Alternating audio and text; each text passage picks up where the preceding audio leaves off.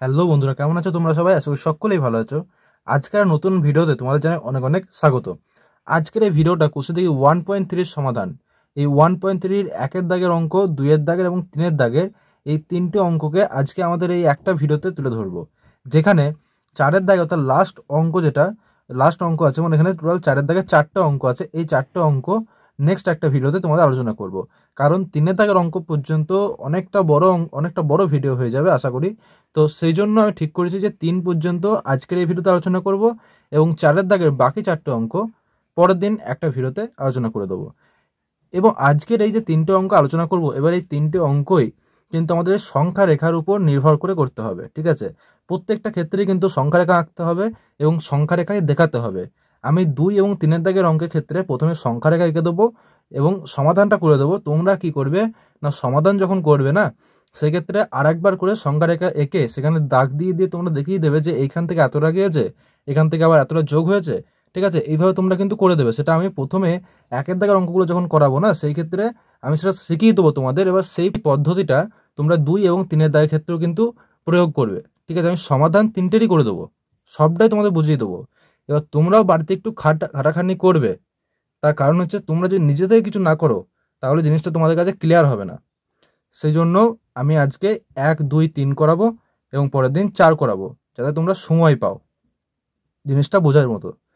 তো চলো আজকে একের দাগের অঙ্ক থেকে শুরু করি এবং পরের দিন যখন চারের দাগের অঙ্কগুলো করাবো না, সেই ক্ষেত্রে 1, 2, 3 এই তিনটে অঙ্ককে আর একবার আমি রিভাইজ তোমাদের করিয়ে দেবো। একের দাগের অঙ্কটা কি বলছে দেখো, বলছে +6 +3।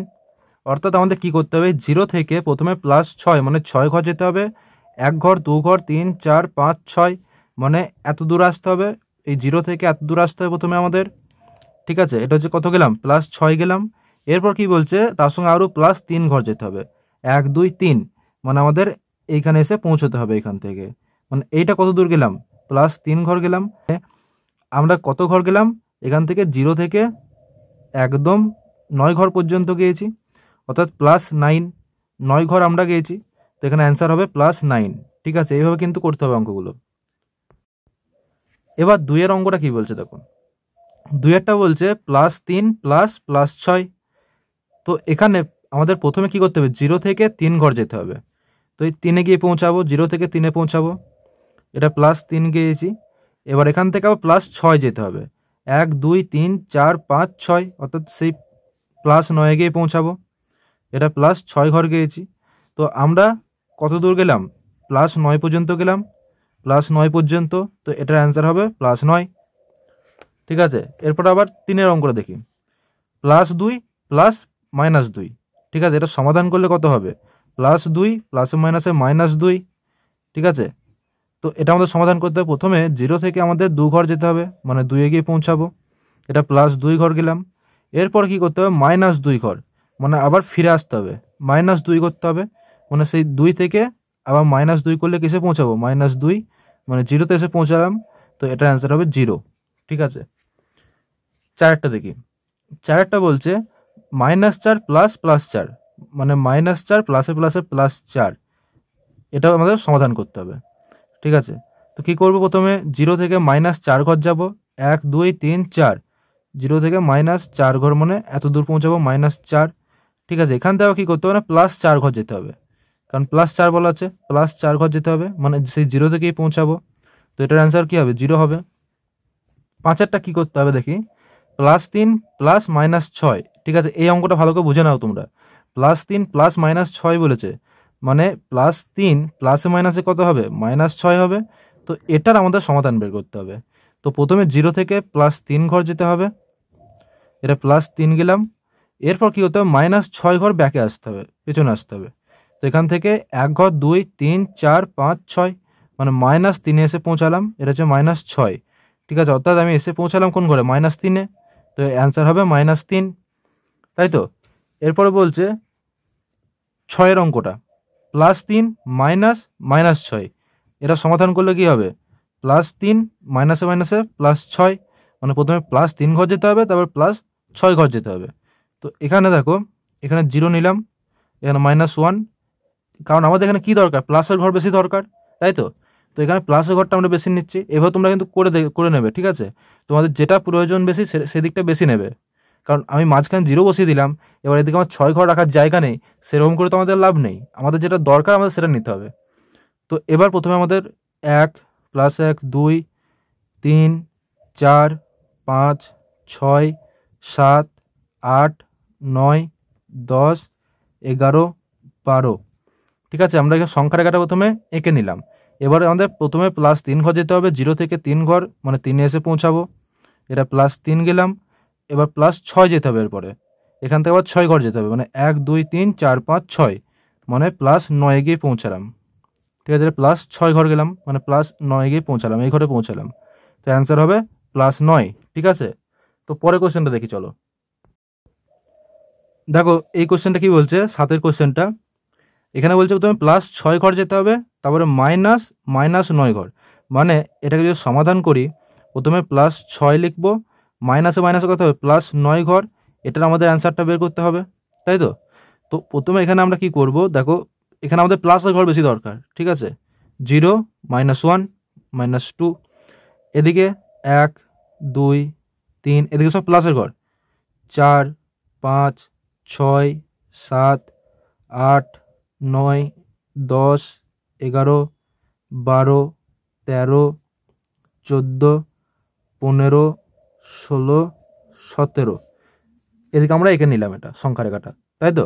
এবার আমাদের প্রথমে 6 ঘর যেতে হবে, 0 থেকে 6 ঘর গেলাম, ঠিক আছে? এটা +6 গেলাম। এরপর আবার +9 ঘর যেতে হবে, 1 2 3 4 5 6 7 8 9 মানে +15তে গিয়ে আমাদের এখানে 9 ঘর কমপ্লিট হচ্ছে।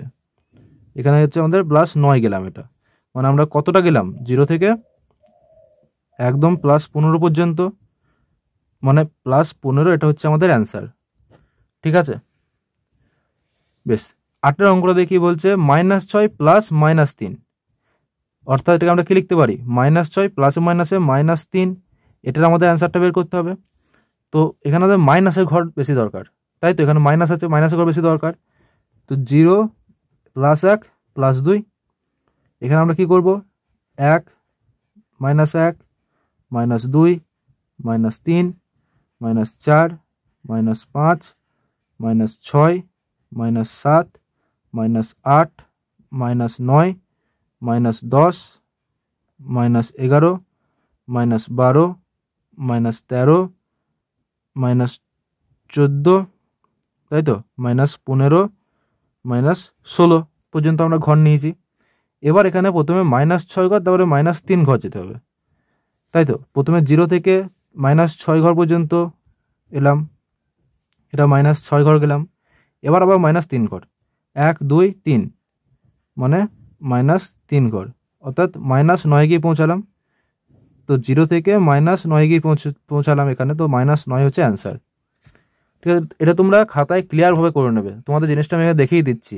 তোমরা কিন্তু বাড়িতে এটা প্র্যাকটিস করবে বারবার, ঠিক আছে? না হলে এই জিনিসগুলো তোমাদের মাথায় কোনো দিনই ক্লিয়ার হবে না। এবার 9এর অঙ্কটা বলছে -6 ঘর প্রথমে, তারপরে +-5 ঘর যেতে হবে।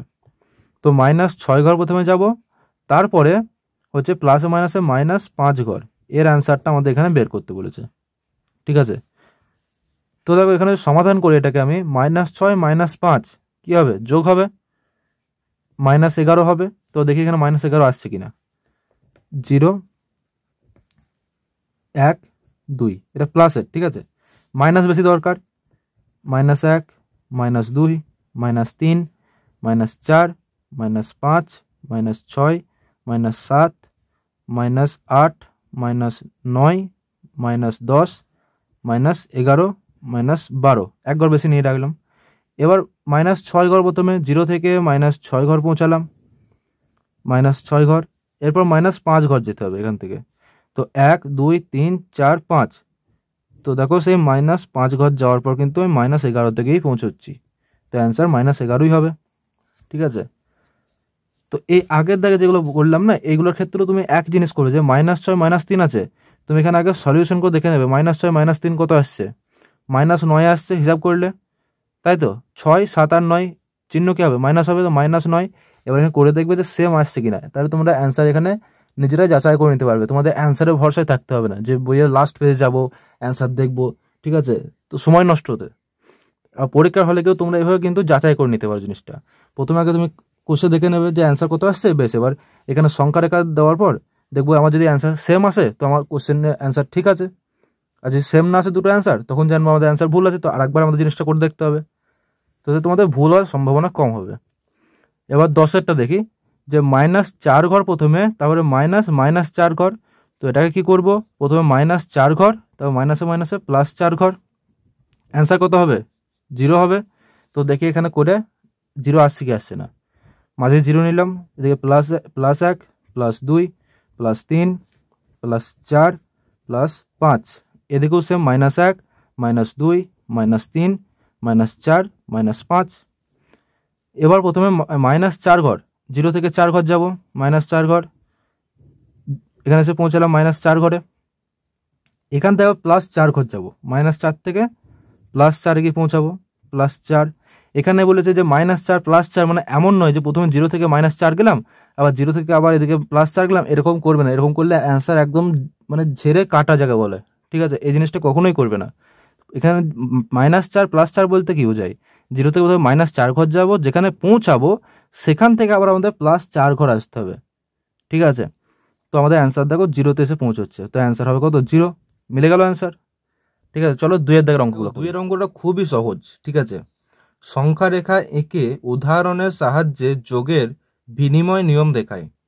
তো এই অঙ্কটাতে তোমরা জানতে পারো বিনিময় নিয়ম কাকে বলে, ঠিক আছে, এবং যোগ বিনিময় নিয়ম মেনে চলে কি চলে না সেটা আমরা দেখাবো এই অঙ্কটাতে। তো চলো 2-এর দাগের অঙ্কটা আমরা দেখে নিই। দেখো 2-এর দাগে অঙ্কটাকে সংখ্যা রেখা আঁকতে হবে একটা, ঠিক আছে। একটা লাইন প্রথমে টানতে হবে তোমাদের এরকম করে, মাঝখানে 0 বসবে, কারণ 0 ধনাত্মকও নয় ঋণাত্মকও নয়। এবার এই সাইডটা কি হবে, ধনাত্মক পূর্ণ সংখ্যা বসবে, +1 +2, ঠিক আছে, +3 +4 +5 +6, অসীম পর্যন্ত হয়। এদিকে কি হবে, -1 -2 -3 -4 -5, ঠিক আছে, অসীম পর্যন্ত এদিকেও। এবার এই হচ্ছে আমাদের সংখ্যা রেখা। বিনিময় নিয়ম কি বলছে, যোগের বিনিময় নিয়ম, যোগের বিনিময় নিয়ম, বিনিময় নিয়ম কি বলছে, যদি a + b এর যেটা মান আর যদি b + a এর যেটা মান যদি দুটো সমান হয় তাহলে আমরা বলতে পারি যে পূর্ণ সংখ্যার যোগ বিনিময় নিয়ম মেনে চলে, ঠিক আছে। a + b এর মান আর b + a এর মান যদি দুটোই সমান হয় তাহলে আমরা বলতে পারবো যে পূর্ণ সংখ্যার যোগ বিনিময় নিয়ম মেনে চলে। তো এবার দুটো সংখ্যা নেবো, উদাহরণের সাহায্যে বোঝাতে বলেছে, তো দুটো সংখ্যা নেবো, ধরি কি না একটি সংখ্যা a, একটি সংখ্যা হচ্ছে যে -3, একটি সংখ্যা নিলাম কি -3 নিলাম, অপর সংখ্যা কি নেবো বলো, ধর ধনাত্মক সংখ্যায় নিচ্ছি যে 4 +4, ঠিক আছে। এবার বিনিময় নিয়ম মানছি কি মানছি না দেখবো, যে -3 +4 এর যে মান, ঠিক আছে, এর অ্যান্সার কত হবে, -3 +4 মানে কত হবে এখানটায় +1, অপর দিকে +4 মানে a + b এর মান বের করলাম আমরা। এবার কি করবো না উল্টি দেবো, মানে b + a এর মান বের করবো, মানে +4 + -3 এর মানটা বের করবো, অ্যান্সার কত হবে +4 -3, কারণ প্লাসে মাইনাসে মাইনাস হয়ে যাবে, অ্যান্সার কত আসবে সেই একই 1 আসবে। তাহলে অতএব পূর্ণ সংখ্যার যোগ, এখান থেকে আমরা কি লিখতে পারি, যে পূর্ণ সংখ্যার যোগ বিনিময় নিয়ম মেনে চলে, বিনিময় নিয়ম মেনে চলে, তাই তো। তো এটাই আমাদের বের করতে বলেছিল, তো বুঝতে পেরেছো আশা করি। দেখে আরেকবার বলে দিচ্ছি তোমাদেরকে, দেখো প্রথমে একটা সংখ্যা রেখা নিতে হবে, যেখানে মাঝখানে আমরা 0 বসাবো, এই সাইডটাতে আমরা কি সমস্ত ধনাত্মক পূর্ণ সংখ্যা রাখবো, এই সাইডে আমরা ঋণাত্মক পূর্ণ সংখ্যা রাখবো। এবার যোগের বিনিময় নিয়ম কি বলছে না, এ প্লাস বি এর যে মান আর বি প্লাস এর মান যদি সমান হয় তাহলে আমরা বলতে পারবো যে পূর্ণ সংখ্যার যোগ বিনিময় নিয়ম মেনে চলে। যেখানে একটি সংখ্যা ধরলাম -3, অপর সংখ্যা ধরলাম +4। তো এবার -3 প্লাস +4 এর যে মানটা হবে আর +4 প্লাস -3 এর যে ভ্যালুটা আমরা বের করব, তো দুটোই যদি সমান হয়, ঠিক আছে, এই দুটোর মান যদি সমান হয় তখন আমরা লিখবো যে পূর্ণ সংখ্যার যোগ বিনিময় নিয়ম মেনে চলে। তো হ্যাঁ, দুটোর মান আমাদের সমান বেরিয়েছে, এক এক করে বেরিয়েছে, তো আমরা লিখতে পারি বিনিময় নিয়ম মেনে চলে। ঠিক আছে, তো চলো এবার পরের কোশ্চেনটা দেখি। 3 কোশ্চেন কি বলছে, সংখ্যা রেখা এঁকে উদাহরণের সাহায্যে বিয়োগের বিনিময় নিয়ম মেনে চলে কিনা দেখি। খুবই ইন্টারেস্টিং কোশ্চেন, একই রকমভাবেই হবে, ঠিক আছে, শুধু যোগের জায়গায় বিয়োগ করে আমাদের দেখতে হবে। তো চলো এটা করে দেখি। তো প্রথমে কি করতে হবে, একটা সংখ্যা রেখা আঁকতে হবে। তো এই হচ্ছে আমাদের সংখ্যা রেখা, মাঝখানে কি হবে, 0 হবে, এই দিকে কি হবে, সমস্ত ধনাত্মক সংখ্যাগুলো হবে। এক ধনাত্মক সংখ্যার ক্ষেত্রে একটা কথা বলি যে এই ঋণাত্মকে কি হয় না, -1 -2 এরকম লিখি। তো ধনাত্মক ক্ষেত্রে +1 +2 লেখার দরকার হয় না, শুধু জাস্ট 1 2 3 4 5 6 এরকম লিখে দিলেই হয়। তার কারণ হচ্ছে আমরা যখন এগুলো লিখছি এর মানে হচ্ছে ধনাত্মক পূর্ণ সংখ্যা এটা, কিন্তু ঋণাত্মক বোঝানোর জন্য মাইনাসটা আমাদের লিখতে হয়। ঠিক আছে, তো 4 -5, ঠিক আছে, এইদিকে হচ্ছে সমস্ত 5 পর্যন্ত ঋণাত্মক সংখ্যাগুলো লিখলাম, এদিকে আমরা ধনাত্মক সংখ্যাগুলো লিখলাম। তো এই হচ্ছে আমাদের সংখ্যা রেখা, যেখানে বিনিময় নিয়ম কি বলছে, বিনিময় নিয়ম বিয়োগের বিনিময় নিয়ম কি বলছে যে a মাইনাস বি এর যেটা ভ্যালু হবে, ঠিক আছে, a মাইনাস বি এর যেটা ভ্যালু হবে আর b মাইনাস এর ভ্যালু যদি সমান হয় তাহলে আমরা বলতে পারবো যেটা বিনিময় নিয়ম মেনে চলে, পূর্ণ সংখ্যার বিয়োগ বিনিময় নিয়ম মেনে চলে। যোগের ক্ষেত্রে কি করলাম যে a প্লাস বি এর যে ভ্যালু আর b প্লাস এর যে ভ্যালু দুটো যদি সমান হয় সেক্ষেত্রে আমরা বলতে পারি যে পূর্ণ সংখ্যার যোগ বিনিময় নিয়ম মেনে চলে। এই ক্ষেত্রে তার উল্টো হচ্ছে, কি হবে না, a মাইনাস বি এর যে ভ্যালু আর b মাইনাস এর যে ভ্যালু এই দুটো যদি সমান হয় তাহলে আমরা লিখতে পারবো যে পূর্ণ সংখ্যার বিয়োগ বিনিময় নিয়ম মেনে চলে। ঠিক আছে, তো চলো উদাহরণ দিয়ে বুঝে নিই। যে ধরি একটি সংখ্যা, ধরি লেখার দরকার নেই, এখানে সব ধরাধরি কিছু নেই, এখানে সব আমাদের সামনেই আছে। তো একটি সংখ্যা সমান কত, ধরলাম একটা নেগেটিভ সংখ্যায় ধরি, নেগেটিভ মাইন্ড, নেগেটিভ সংখ্যা, ব্যাস, -2। ঠিক আছে, ছোট সংখ্যা ধরো, বেশি বড় চাপলির লাভ নেই। অপর সংখ্যা এটাও কি নেগেটিভ সংখ্যা ধরবো, যা বলবে। ঠিক আছে, চলো একটা এখানে পজিটিভ সংখ্যা হচ্ছে, দিয়ে পরে আর একটা উদাহরণ দিয়ে দেখিয়ে দিচ্ছি তোমাদের নেগেটিভ দুটো নেগেটিভ হলে কি হয়। ঠিক আছে, তো আরেকটি সংখ্যা ধরলাম যে 3 পজিটিভের, ঠিক আছে, +3। এবার বিনিময় নিয়ম অনুযায়ী কি হচ্ছে যে -2 এটা a এর ভ্যালু, ঠিক আছে, আর এটা b এর ভ্যালু। এবার -2 মাইনাস +3 এর যেটা ভ্যালু কত বেরোবে, -2 প্লাসে মাইনাসে কি হয়, মাইনাস হয়, -3 হবে, মানে -5 অ্যান্সার বেরোবে এখানে। অপর দিকে কি হবে, b এর ভ্যালু 3, তো 3 মাইনাস -2 সমান 3 মাইনাসে মাইনাসে +2 মানে হচ্ছে যে 5, এখানে -5 এখানে 5, এটা কখনোই সমান নয়। ঠিক আছে, বেশ, তোমরা বলবে যে তুমি একটা নেগেটিভ একটা পজিটিভ নিয়ে করেছো বলে এরকম হয়েছে, দুটো নেগেটিভ নিয়ে করে দেখাও।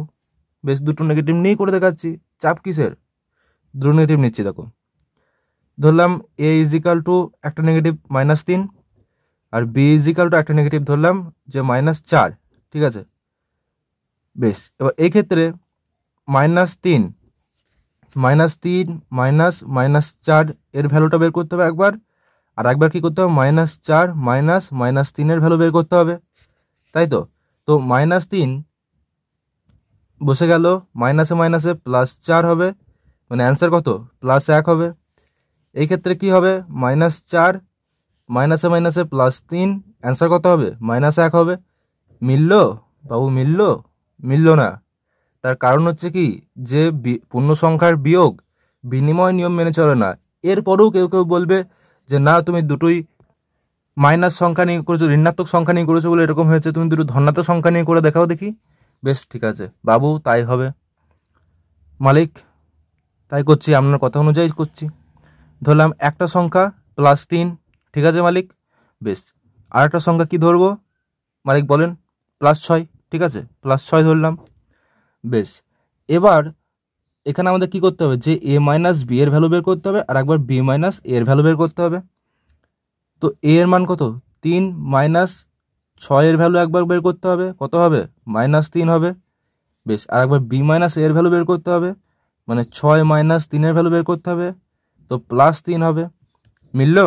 মিলবে না, জালবা হে হামারা, মিলবে না। তার কারণ কি? অতএব এখান থেকে আমরা কি লিখতে পারি, যে পূর্ণ সংখ্যার বিয়োগ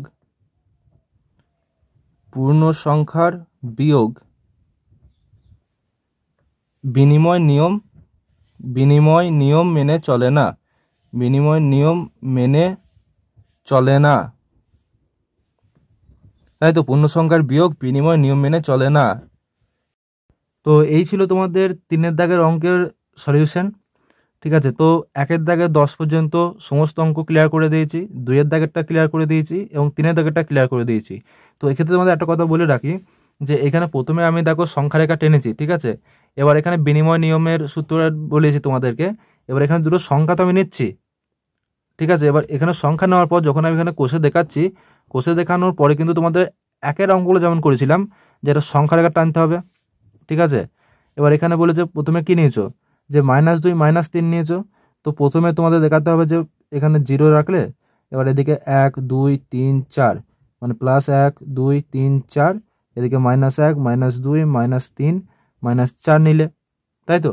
এবার প্রথমে কত যাবে, প্রথম কোশ্চেনটা কি বলেছে, -2 +3, মানে সমাধান করলে কি হবে, -2 -3। তো প্রথমে -2 ঘর যাবে, এটা -2 ঘর এলো, এখান থেকে আর একটু বাড়াতে হবে, এটা -5। তো এখান থেকে আবার 3 ঘর, 1 2 3, মানে -5-এ গিয়ে পৌঁছালো। তো এইভাবে কিন্তু সংখ্যা রেখা টেনে তোমাদের দেখাতে হবে এটাকে। শুধু জাস্ট সলিউশন করে দিলাম না, আমি তোমাদের প্রথমেই বলে দিয়েছিলাম যে তোমাদের এই জিনিসটা কিন্তু করে দিতে হবে।